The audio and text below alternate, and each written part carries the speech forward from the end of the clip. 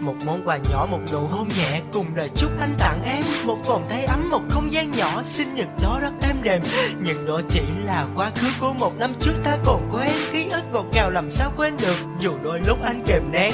Anh không thể sống dối lòng vì con tim anh vẫn còn yêu. Anh không thể sống thiếu đi em. Anh chỉ mong là em hiểu, anh yêu em, yêu rất nhiều, yêu bằng tất cả trái tim anh. Dù cho anh biết định mệnh sắp đặt là đôi ta sẽ không thành. 1 năm, 2 năm, ký ức đó làm sao phai. Dù ngày chia tay anh cố níu kéo, nhưng em không hề quay lại. Đôi tay nắm lấy rồi buông ra, đôi ta trở thành người xa lạ. Mỗi người một nơi không còn gặp lại, giờ khoảng cách là quá xa.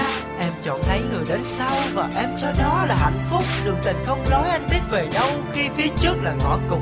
Hai con đường ta sẽ bước và sẽ không bao giờ gặp nhau. Và chặng đường đời ở phía trước, ai sẽ cười, ai sẽ đau đây. Đời đôi khi như trò chơi là vậy đó, theo tình tình chạy tình tình theo, rồi làm ta phải đắn đo.